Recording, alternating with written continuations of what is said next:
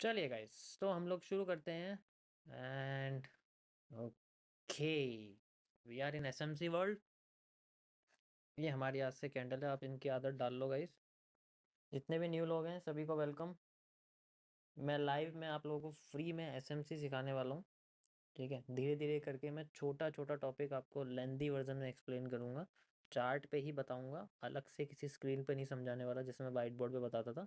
ऐसे नहीं होगा। कुछ कुछ थोड़ी बहुत चीज़ें होंगी जो मुझे लगेगा यहाँ मैं बना नहीं पा रहा तो वहाँ चला जाऊँगा, वरना चार्ट पे रहेगा तो आपको डायरेक्ट समझ में आएगा। मुझे अलग से चार्ट दिखाने की कोई ज़रूरत नहीं पड़ेगी। ठीक है, तो आपको जो मैं ये चीज़ बताने वाला हूँ, आपको इसके बाद किसी का भी कुछ भी पेड़ खरीदने की कोई ज़रूरत नहीं है। हज़ारों लाखों रुपए खर्च करने की ज़रूरत नहीं है। Nothing at all. ठीक है, तो जो ज़रूरी है वो मैं आपको बताने की कोशिश करूँगा। फालतू की कोई नॉलेज नहीं होगी। ठीक है, ज़ीरो से शुरू करूँगा तो जिनको ज़ीरो नहीं, जिनको आता ही नहीं है कुछ भी वो, और ये जनरली 100% ट्रेडिंग से रिलेटेड है। इसमें कोई फाइनेंशियल मार्केट की कोई नॉलेज नहीं है। जैसे एमएमसी में हमने शुरुआत में मैंने आपको फाइनेंशियल मार्केट की बहुत नॉलेज दी है। रिस्क मैनेजमेंट से लेके capital management system, super compounding से लेके नेगेटिव और पॉजिटिव कंपाउंडिंग। यहाँ रिस्क, यहाँ पर कैपिटल मैनेजमेंट का कोई मतलब नहीं। यहाँ जस्ट चार्ट स्ट्रक्चर है, स्ट्रक्चर मैपिंग है। ठीक है, जैसे यहाँ हम स्ट्रक्चर मैपिंग पकड़ते हैं, वहाँ डीएनएस स्ट्रक्चर और फ्यूचर मूव्स को पकड़ते हैं। तो बहुत कुछ चीज़ें हैं जो आपको यहाँ पर लगेगा कि, और जिन्होंने एसएमसी सीखी हुई है उनके लिए बहुत आसान होगा। यहाँ पर थोड़ा बहुत सीखा हुआ है, पता है उनको। ठीक है, उनके लिए बहुत ईजी होगा इस चीज़ को समझना। और जिन्होंने नहीं सीखी है कोई प्रॉब्लम नहीं, मैं वैसे भी ज़ीरो शुरू करूँगा तो आपको ए टू जेड समझ में आ जाएगा। ठीक है, और ये कंटिन्यू रहेगा, नहीं बीच में बंद नहीं होगी पहले की तरह। ठीक है, तो it's totally depend on your consistency. आप कितने कंसिस्टेंट हैं मेरे साथ। मैं तो यहाँ रेगुलर आ ही रहा हूँ, तो मेरे लिए अब डे 1 शुरू हो जाएगा। ठीक है, तो मैं सबसे पहले ये जो आपको डे 432 लिखा आ रहा है, ये गाइज आज डे 1 है। ठीक है, तो इसको भी मैं चेंज कर दूंगा जनरली। ओके, या ओके गाइस, शुरू करते हैं हम लोग।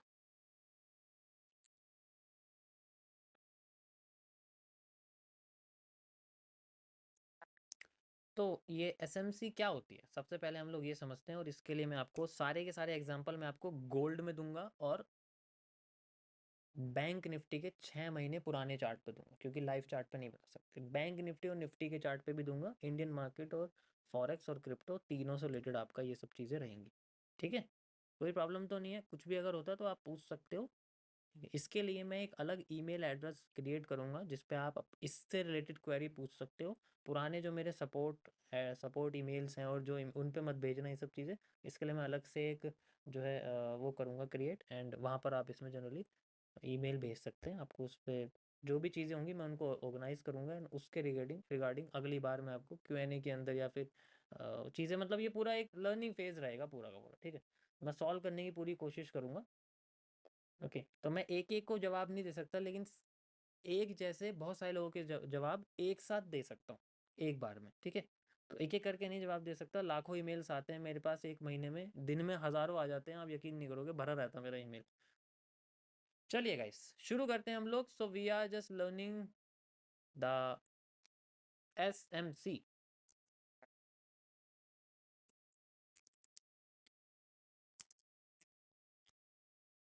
मेरी टाइपिंग थोड़ी सी बेकार है, ठीक है, तो उसके लिए माफ़ करना गाइस।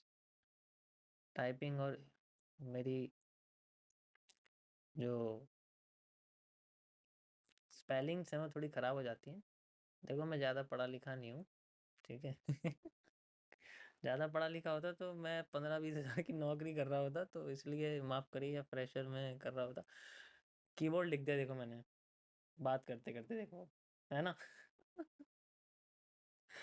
चलो, मजाक बहुत हो गया, सीरियस हो जाते हो। सॉरी, मैंने जानबूझ के लिखा है, सीरियस मत लेना इसको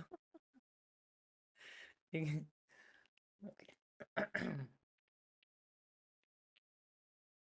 देखो, अगर आप सीरियस होकर पढ़ोगे ना तो सीरियस में आएगा नहीं कुछ भी समझ में, देख लेना। जो चीज़ थोड़ा एंजॉयमेंट में करोगे ना एकदम समझ में आएगी।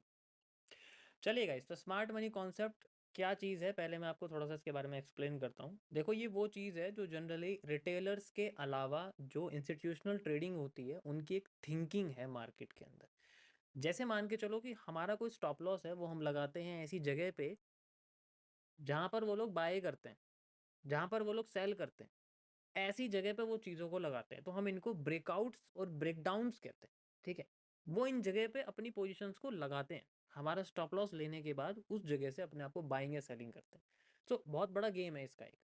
उस गेम को समझने के लिए ये एसएमटी के ज़रिए स्मार्ट मनी टेक्निक एक्सप्लेन किया गया था, ठीक है।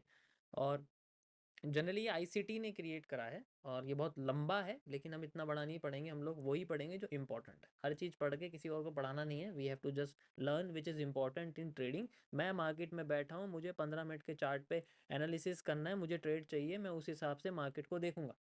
मुझे ये पढ़ने की ज़रूरत नहीं है कि फलाना OI डेटा क्या होता है, ये क्या होता है, वो क्या होता है। इन सब से कुछ पढ़ने की कोई फ़ायदा नहीं हो, कुछ नहीं मिलने वाला। अभी मैं बता रहा हूँ, कभी भी किसी भी रिटर्न डेटा पे मत भरोसा करना, कोई देखने की ज़रूरत नहीं है। अगर आप जब तक 1 डे के टाइम फ्रेम से बड़ा टाइम फ्रेम नहीं सॉल्व कर रहे हो, तब तक आपको किसी भी वेबसाइट, किसी भी तरीके की न्यूज़ देखने की कोई ज़रूरत नहीं। इट्स टोटली जो आपके चार्ट पे है वही न्यूज़ बनेगी। अगर आप उसको सॉल्व कर दोगे, आपके मार्केट फेवर में जाएगी, कल को वो न्यूज़ बनेगी। समझ आया? आज bit Ethereum all time high चला गया, तो विटालिक बुटेरिन के ऐसे ऐसे जो है मीम मीम बनते हुए आ रहे हैं, आपने देख रहा होगा, देखा होगा हर जगह पे, ठीक है। कैसे हमारा तो टारगेट हिट हो गया ग्लोबल, हमारा हिट हो गया तो न्यूज़ बन गई, हमने थोड़ी न्यूज़ पढ़ी है। दैट इज कॉल्ड एनालिसिस, वो थोड़े लार्जर टाइम फ्रेम पे होता है। यही चीज़ है हमें जो फॉलो करनी है। मैं एमएमसी में जनरली इंस्टीट्यूशनल थिंकिंग ही यूज़ करता हूँ, बट यहाँ पर जो है ना बहुत अलग चीज़ है।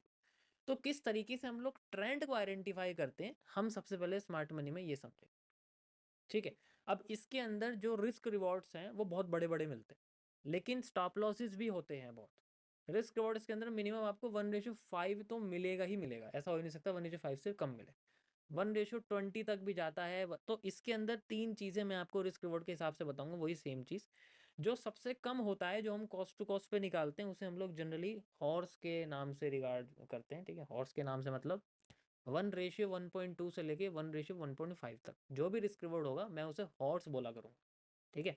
उसके बाद जो आपका रिस्क रिवॉर्ड ऑर्डर ब्लॉक से या कुछ ऐसे ब्लॉक से निकल के बनेगा बड़ा, वो जनरली 1:7 से लेके 1:49 तक रहेगा, मैं उसको वजीर बोलता हूँ। तो अगर मैंने बोला आपसे कि वजीर ट्रेड है, तो आप समझ सकते हो कि वजीर का मतलब ये है कि मैंने 1:7 से 1:49 की पोजीशंस को पकड़ा है, बताया है, दिखाया है, ठीक है। देखो, लास्ट की पोजीशन होती है जिसे हम लोग 1:50 से और 1:300 तक के रिस्क रिवॉर्ड को ले लेते हैं। इट्स पॉसिबल, हम ले सकते हैं, ठीक है। 1:300 का भी रिस्क रिवॉर्ड लिया जा सकता है, बट इट क्रिएट्स बहुत बड़ा पेशेंस चाहिए। यानी कि आपने 50 पॉइंट का गोल्ड में स्टॉप लॉस लिया है, और आप समझ सकते हो आपने 15,000 पॉइंट का प्रॉफिट लिया है। So that is called 1:300। उसे हम लोग किंग्स ट्रेड कहते हैं, वो सबसे बड़ी होती है।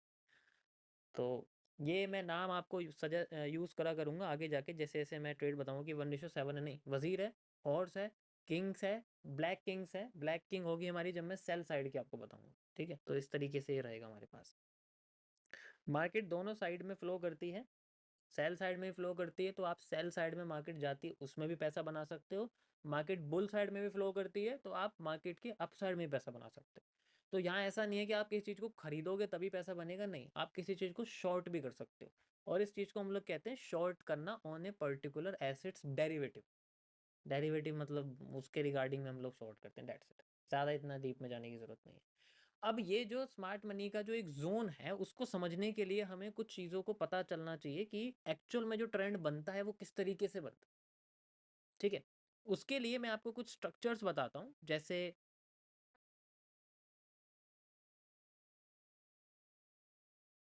ठीक है, जैसे मान के चलो आपका एक ट्रेंड है, वो इस तरीके से बना हुआ है। मार्केट पहले नीचे आती है, फिर ऊपर जाती है, फिर नीचे आती है, फिर ऊपर जाती है, इस तरीके से बना हुआ। इसे हम लोग एक बुल ट्रेंड कहते हैं। और जब मार्केट इस तरीके से नीचे आती है, ठीक है, इसे हम लोग बियर ट्रेंड कहते हैं। बुल ट्रेंड और बियर ट्रेंड का मतलब ये नहीं है कि वो ऊपर जा रही तो बुल ट्रेंड है, नीचे जा रही है बियर ट्रेंड है। जब हमारे पास मोर देन 2 सप्लाई डिमांड आती है, उसे हम लोग बुल ट्रेंड कहते हैं। देखो, यूज वही होगा। सप्लाई डिमांड मतलब जो डिमांड है उसे हम लोग अप ट्रेंड कहते हैं, और जो सप्लाई है उसे हम लोग डाउन ट्रेंड कहते हैं। तो जब ये दो से ज़्यादा आती हैं, एक ये हो गया, एक ये हो गया, तो दो ये हो गए, एंड दो हमारे पास में डिमांड हो गई। That is how we can create a trend. इसके बाद मार्केट बुलिश है, दैट्स इट। इसे हम लोग बुलिश के बोलते हैं। इसी तरीके से सेम अगर हम बेरिश की बात करें, तो ये हमारे सामने एक बेरिश है यहाँ से यहाँ तक, यू कैन सी। ध्यान से सुनना जो मैं बता रहा हूँ, ये इंट्रोडक्शन है। अगर ये समझ में नहीं आया ना तो ट्रेंड की डेफिनेशन समझ में नहीं आएगी। ये हमारे सामने एक बेरिश है फर्स्ट, ये सेकंड बेरिश है। उसके बाद हमारे पास में आती है सेकंड बुलिश, जिसे हम लोग डिमांड कहते हैं, and this is the demand, and this is A next demand. तो जब ये डिमांड क्रॉस हो जाती है, डिमांड सप्लाई में कन्वर्ट हो जाती है, that is how a sell trend convert. इसके बाद का सारा हिस्सा हमें नेगेटिव दिखता है, दैट इज ए सेलिंग। ठीक है, अब ये किस तरीके से होता है, इनको हम लोग ट्रेंड के स्ट्रक्चर्स, कैरेक्टर्स, ठीक है, इन्फ्लुएंस, कन्फ्लुएंस, इंड्यूसमेंट्स, आइडियम्स, बहुत सारी चीज़ें हैं जिनसे हम लोग आइडेंटिफाई कर सकते हैं। मैं बहुत सिंपल लैंग्वेज में आपको बताऊंगा, और कुछ ऐसी स्ट्रेटेजीज जो कि जनरली मेनली सभी लोग यूज़ करते हैं। ठीक है, समझ में आया सभी को? यहाँ तक कोई प्रॉब्लम तो नहीं? ट्रेंड समझ में आ गया कैसे काम करता है? ठीक है, ट्रेंड कैसे होता है, कैसे काम करता है। अब ये जो मैंने आपको दिखाया, मार्केट ऐसे नहीं चलती जैसे यहाँ बनी हुई है। मार्केट ऐसे नहीं चलती, मार्केट चलती है लहरा के, गाना गाते हुए चलती है मार्केट। ऐसे ऐसे चलती है मार्केट लहरा के। हमें तो रियल मार्केट ऐसी दिखेगी ना, जब बनेगी तब सारा का सारा ये ट्रेंड वेंड सब गायब हो जाएगा दिमाग से। ऐसे ही होता है, 4 बार स्टॉप लॉस हिट करेगी ट्रेड में, फिर भागेगी ऊपर। ऐसे ऐसे ही होता है। ऐसी सेल साइड में ऐसे जाएगी मार्केट रियल में। तो आपको बस एक ओवरव्यू रखना है, और हाई और low, that is the main thing जो आपको आइडेंटिफाई करनी है। ठीक है, तो ये जो लहराना है इसको आपको दिमाग से निकालना पड़ेगा। इसके लिए मैं आपको रिकमेंड करूंगा स्टार्टिंग के 1 हफ्ता सिर्फ लाइन चार्ट पे आप यूज़ करना, उसके बाद आप कैंडलस्टिक चार्ट को यूज़ करना। लाइन चार्ट में आपको मार्केट के स्ट्रक्चर समझ में आएंगे, किस तरीके से वो ट्रेंड में कन्वर्ट होते हैं, किस तरीके से वो एक जो है कंसोलिडेशन में कन्वर्ट होते हैं। कंसोलिडेशन से बाहर निकलने का जो एक तरीका है, ठीक है, वो भी इसके अंदर एक्सप्लेन्ड है। तो कैसे निकलते हैं वो भी मैं आपको बताऊंगा, कि यूज़ कब करते हैं और कब नहीं करते हैं। ठीक है, तो अभी ये बहुत बेसिक चल रहा है, यहाँ तक सबको समझ में आया कि ट्रेंड कैसा दिखता है और एक्चुअल में कैसा समझाया जाएगा। तो इसलिए शुरुआत में आपको ये सोचना है कि मैं सिर्फ लाइन चार्ट पे आपको एक्सप्लेन करूँ, तो लाइन चार्ट पे यूज़ करो। ट्रेड नहीं करनी है, कोई डेमो ट्रेडिंग कुछ नहीं करनी है अभी शुरुआत में, सिर्फ मार्केट के स्ट्रक्चर को समझना है, एंड देन उसके बाद आप ट्रेड करना शुरू करना डेमो में, तब आपको पता लगेगा। ठीक है, समझ आया? और कोई भी 1 मिनट के टाइम फ्रेम पे एनालिसिस और ट्रेडिंग नहीं करेगा, पहले सुन लो मेरे से बात। कोई भी 1 मिनट के टाइम फ्रेम पे एनालिसिस और ट्रेडिंग नहीं करेगा। 1 मिनट का टाइम फ्रेम आपके लिए एक तरह से श्राप है। अगर 1 मिनट के टाइम फ्रेम पे आप करोगे एनालिसिस, तो सबसे पहले आपका जो खत्म होगा वो है पेशेंस। ठीक है, कोई भी छोटे टाइम फ्रेम पे नहीं करेगा, सबको बड़े टाइम फ्रेम ही यूज करना, मिनिमम से मिनिमम 5 मिनट, दैट्स इट। और मैक्सिमम से मैक्सिमम टाइम फ्रेम आपको यूज करना 4 आवर या 1 डे। आप 12 आवर भी यूज कर सकते हो, बट 12 आवर पेड वर्जन में आता है ट्रेडिंग व्यू के। ठीक है, तो एक 1 मिनट गाइस। हेलो, मैं सही अभी मैं लाइव पे था, आपको थोड़ी देर में कॉल करूँ? ओके, तो सबसे पावरफुल जो टाइम फ्रेम है, मैं शुरुआत में डिक्लेयर करूंगा, बाद में नहीं बताऊंगा आपको कुछ भी। तो सबसे पावरफुल जो टाइम फ्रेम है वो रहेगा 15 मिनट्स और 30 मिनट्स। इसमें आपको बायस, जिसे हम लोग ट्रेंड डायरेक्शन कहते हैं, कैसे फाइंड आउट करते हैं हम लोग ट्रेंड डायरेक्शन, वो इन्हीं टाइम फ्रेम में जनरली की जाती है। और फिर छोटे टाइम फ्रेम पे अपनी रिफाइनिंग, रिफाइनिंग मतलब एक रिफाइंड एरिया, जैसे 30 मिनट्स के टाइम फ्रेम पे जो कैंडल होगी वो गोल्ड में 800 पॉइंट का स्टॉप लॉस देगी, यानी कि 80 पिप का, हो सकता है 100 पिप्स का, है ना, ऐसे ही होगा, इससे तो कम होगा नहीं। अगर हमें उसे रिफाइंड करना है, हमें उसे स्टॉप लॉस को छोटा करना है, तो हम छोटे टाइम फ्रेम का इस्तेमाल करेंगे। That is how we can move to lower time frame. लेकिन वो इतना भी लोअर ना हो कि कैंडल छूटने लग जाए, डिसीजन फेल होने लग जाए, पेशेंस खत्म होने लग जाए, और डेडिकेशन मिटने लग जाए। 5 minutes the last time frame, जो कि हमें 15 या 30 मिनट से शिफ्ट करके यहाँ लाना है, इस तरीके से। जब हमें लगेगा कि मार्केट हमारी कंसोलिडेशन में है, तो उसका एक अलग टाइम फ्रेम होता है, उसे हम लोग अलग टाइम फ्रेम पे करते हैं। ठीक है, और जब मार्केट ट्रेंड होता है, उसका एक अलग टाइम फ्रेम होता है। तो किस टाइम फ्रेम पे कौन सी मार्केट देखते हैं, मैं सारी चीज़ें इसके अंदर एक्सप्लेन करूंगा एक अलग तरीके से। ठीक है, उससे पहले आपको ये समझना पड़ेगा कि मार्केट जो है वो जनरली एक एक्सपेंशन नेचर होता है, यानी कि एक फ्रैक्टल नेचर होता है। आप जानते हो फ्रैक्टल नेचर किसे कहते हैं? फ्रैक्टल नेचर इसे कहते हैं जिसमें, जैसे एग्जांपल के लिए मैं आपको एक कोई भी शेप बताता हूँ, जैसे मान लो ट्राइंगल है। ट्राइंगल के अंदर ट्राइंगल, ट्राइंगल के अंदर ट्राइंगल, ट्राइंगल के अंदर ट्राइंगल, ऐसी टाइम फ्रेम के अंदर टाइम फ्रेम, टाइम फ्रेम के अंदर टाइम फ्रेम, टाइम फ्रेम के अंदर टाइम फ्रेम, 4 आवर के अंदर 1 आवर, 1 आवर के अंदर 30 मिनट, 30 मिनट के अंदर 15 मिनट, इस तरीके से करते करते वो फ्रैक्टल नेचर होता है जनरली।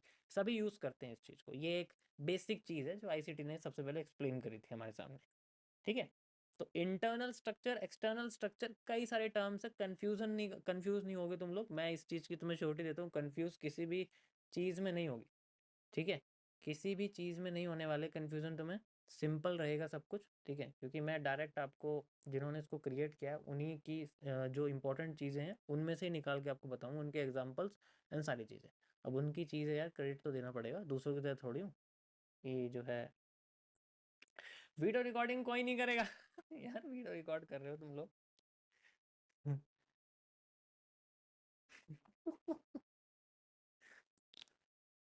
नेक्स्ट चीज़ हमारे पास में आती है, जैसे मैंने आपको बताया कि ट्रेंड इस तरीके से होता है, तो हमें शुरुआत में बस ट्रेंड को आइडेंटिफाई करना है। जैसे कि आप यहाँ देखो, this is a trend and this is a zigzag movement, लेकिन हम लोग जिग जैग की भाषा यूज़ नहीं कर सकते, हम लोग यहाँ पर जो है ज्योमेट्री नहीं पढ़ रहे, यहाँ पर हम लोग फाइनेंशियल मार्केट की दुनिया में, तो वहाँ पर हम लोग जिग जैग जैसा वर्ड यूज़ नहीं कर सकते। ये मैं ट्रेंड उठा के आपको यहाँ लेके आता हूँ लाइक दिस। अब ये जिगजैग नहीं है, this is called the law of higher highs higher low, lower highs lower lows. जैसे एग्जांपल के लिए मार्केट अगर नीचे आती है तो वो अपने लो को तोड़ती है, जब वो लो को तोड़ती है तो उसे हम लोग लोअर लो कहते हैं। You can see like this. अब ये कैसे लोअर लो बनेगा इसको भी मैं आपको बताऊंगा, this is a lower low, easily आप देख सकते हो, आपको देखो। उसके बाद जब उसका हाई बनता है, हाई के बाद जब लो तोड़ देती है, तब जाके उसका हायर हाई बनता है या हायर लो बनता है। अभी हम नीचे जा रहे हैं तो हम इसको हायर लो कहेंगे, ऊपर जा रहे होते तो हायर हाई कहते हैं। So it's totally depend on the breakout and breakdown. तो शुरुआत में आपको ये जनरली ये जो स्ट्रक्चर टूटते हुए जो नेचर है ये समझना पड़ेगा मार्केट के, कैसे टूटते हैं, किस चीज़ को हम लोग कब क्या बोलते हैं। जैसे अब ये नहीं टूटा ना, तो हम इस चीज़ को वो नहीं बोल सकते जो हम ऊपर बोल लेते, this is not a higher low, this is idiom. ये किस तरीके से होता है मैं आपको धीरे धीरे करके एक्सप्लेन करूंगा, ठीक है। किस चीज़ को यूज़ करते हैं, किस चीज़ को यूज़ नहीं करते हैं, वो सारी चीज़ें हम लोग बताएंगे इसके अंदर। अब ये जो जैसे मार्केट यहाँ तक गई है, जैसे मैं आपको इसी स्ट्रक्चर में दिखाता हूँ, जैसे मार्केट पहले ऊपर गई है फिर नीचे आई है, तो अपना जो ये लो तोड़ा है, लो तोड़ने के बाद जो ये मार्केट नीचे गई है यहाँ पर, इस स्ट्रक्चर को हम लोग बोलते हैं ब्रेक करना। अपने ही स्ट्रक्चर को ब्रेक करना, जनरली एक इस तरीके से ऐसे जाना मार्केट को यहाँ पर आना। तो यहाँ पर क्या होता है, यहाँ कुछ ना बना हुआ रहता है। जैसे मान के चलो यहाँ पर आपका कोई भी चार्ट पैटर्न हो सकता है, जनरली पीनेंट हो सकते हैं, पैरेलल चैनल हो सकता है, तो हमें उससे कोई लेना देना नहीं है, ये एमएमसी नहीं है, ठीक है, ये एमएमसी नहीं है। तो यहाँ पर जनरली ये जनरली मैंने हाई लो लिख दिया, सॉरी ये लोअर हाई है, सॉरी हाँ ये लोअर हाई है, ठीक है। यार ये ना अपने मैं कह रहा हूँ ना, थोड़े बहुत इसके अंदर चेंजेस हो सकते हैं, बट आप समझो इस चीज़ को, मतलब मैं बोलूँ ना टर्म्स इंपॉर्टेंट नहीं है, स्ट्रक्चर्स इंपॉर्टेंट है। तो जैसे ये इसके लो को तोड़ेगा, that is how the break of structure boss, इसे हम बोलते हैं बॉस।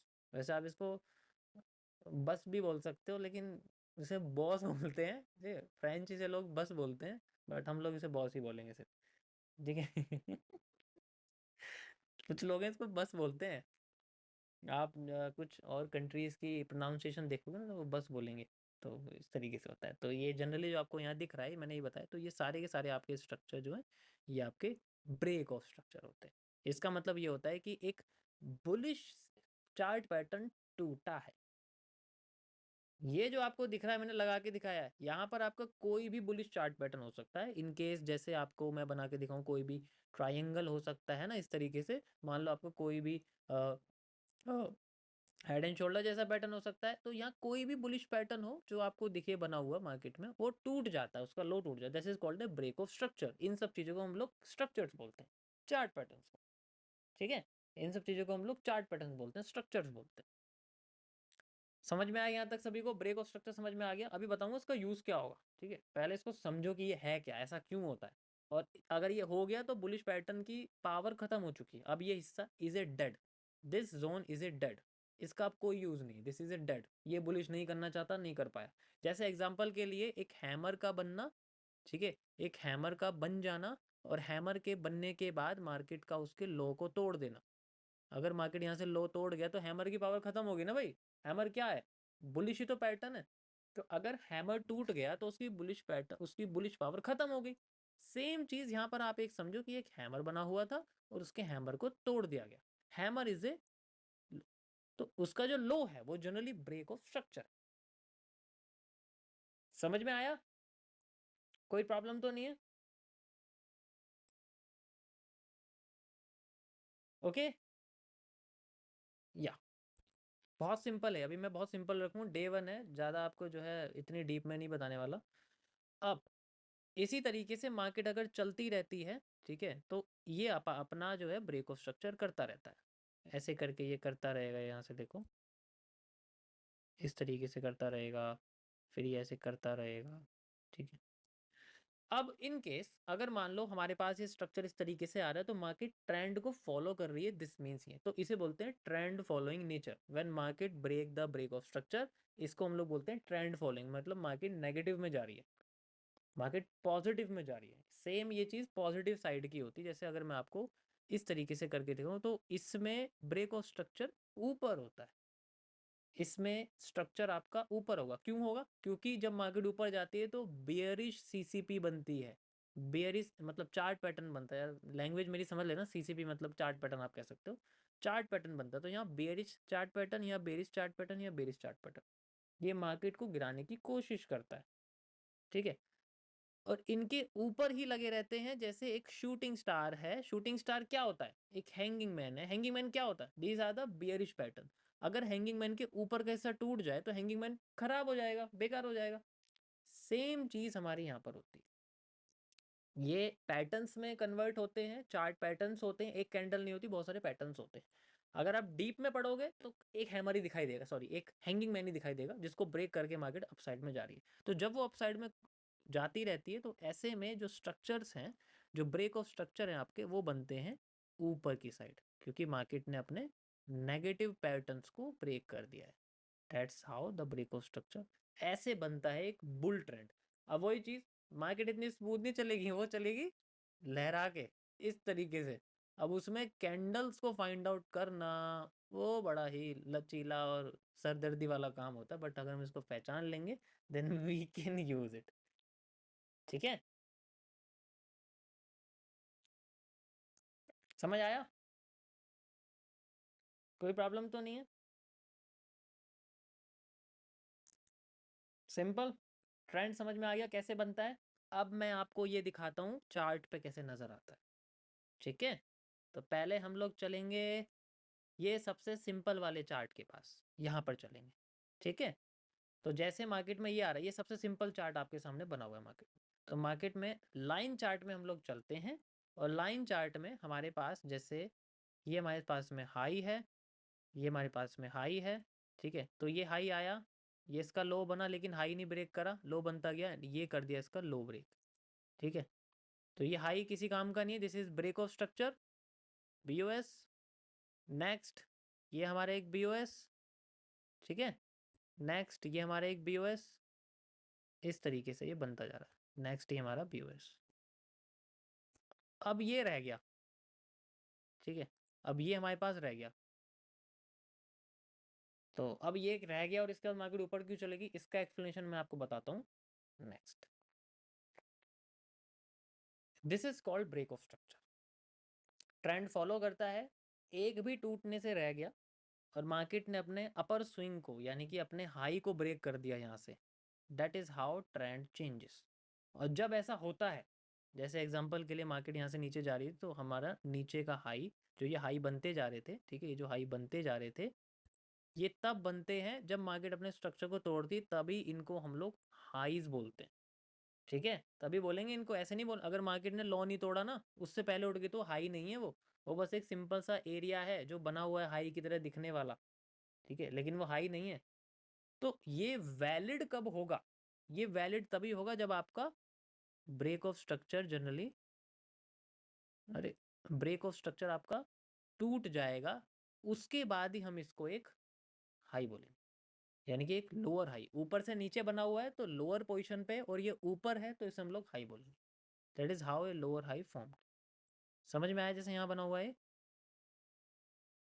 ये तभी माना जाएगा अगर ब्रेक ऑफ स्ट्रक्चर टूट जाता है, यानी कि ये कोई भी आपका लोअर लो टूट जाता है उसके बाद ही हम उसको लोअर हाई कहेंगे। अगर ये ऐसे हो गया ना तो ये लोअर हाई नहीं है, इसको फिर हम कुछ और कहेंगे जिसको मैं आपको नेक्स्ट लेक्चर में बताऊंगा क्यों इसको क्यों नहीं कहेंगे हम लोग। और फिर अगर ऐसा नहीं हुआ तो हमें ट्रेड कैसे मिलेगी, अगर ऐसा नहीं हो, अगर ये कंडीशन नहीं होती हमें ट्रेड कैसे मिलेगी, हमें रिजेक्शन कैसे मिलेगा, हमें रिवर्सल कैसे मिलेगा, हम फिबोनाची के 0.5 लेवल का इस्तेमाल कैसे करेंगे, एंड हमें इस जगह पर रिवर्सल के लिए पर्टिकुलर FVG ऑर्डर ब्लॉक्स वगैरह कैसे मिलेंगे। ये कई सारे टर्म्स है जो मैं आपको आगे धीरे धीरे करके आपको बताऊंगा। ठीक है, इसके अंदर आपको कैंडलस्टिक पैटर्न की समझ लेने की ज़्यादा कोई ज़रूरत नहीं है, लेकिन फिर भी मैं बोनस के लिए आपको सारी की सारी कैंडलस्टिक एक बार और एक्सप्लेन करूंगा, पार्शियल हैमर से लेके टोनबो तक। ठीक है, उसका एक अलग संडे को बोनस लेक्चर रहेगा जिसमें मैं MMC के कुछ पार्ट्स, लाइट MMC जो है मैं आपको बताऊंगा। जैसे इसके अलावा आपको और क्या सीखने की ज़रूरत है जो जनरली इसमें नहीं है, जैसे कैंडल्स की डीप नॉलेज इसमें नहीं है, तो कैंडल्स की डीप नॉलेज के लिए मैं अलग से आपको संडे का एक बोनस क्लास रहेगी, उसमें मैं आपको एक्सप्लेन करा करूँगा। ठीक है, तो मंडे से फ्राइडे रहेगा जनरली हमारा, एंड देन सैटरडे। भाई एक दिन तो वेट करने दो, मेरे को सांस लेने दो। ठीक है, समझ आया? किसी को कोई प्रॉब्लम तो नहीं है?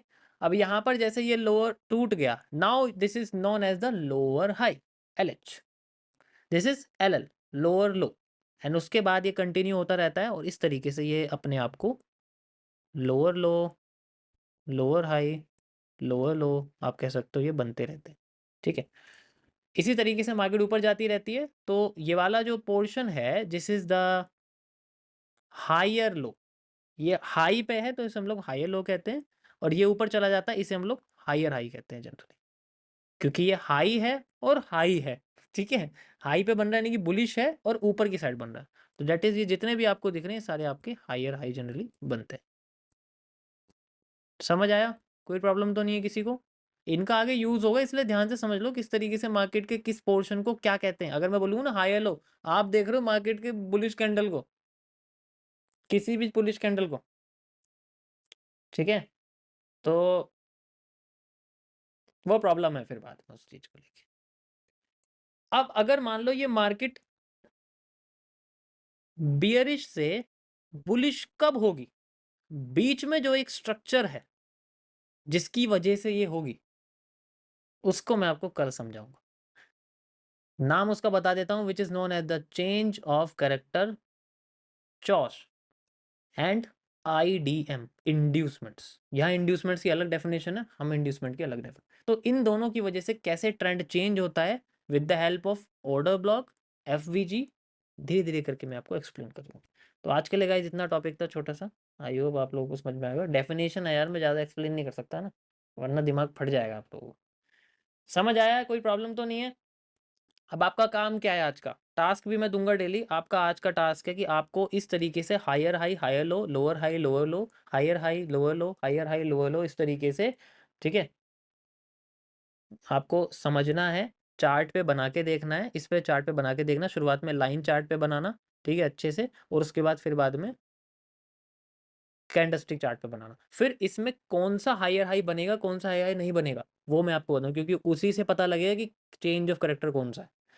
ठीक है, अभी बस आप ये सीख लो कि किस तरीके से हम लोग ब्रेक ऑफ स्ट्रक्चर और लोअर लो लोअर हाई बनाते हैं। उसके बाद मैं आपको बताऊं कि किस चीज़ को हम लोअर हाई बोलेंगे और किस चीज़ को लोअर हाई नहीं बोलेंगे, जिसकी वजह से हम लोग चेंज ऑफ कैरेक्टर का नाम घोषित कर सकते हैं ट्रेंड की डायरेक्शन को चेंज करने के लिए, ट्रेंड की डायरेक्शन को चेंज करने के लिए। That's it. ये था गाइज मेरा आज का लेक्चर, आई होप आप लोगों को समझ में आया होगा। एक इंट्रोडक्शन था बस ये 20 मिनट्स का। ठीक है,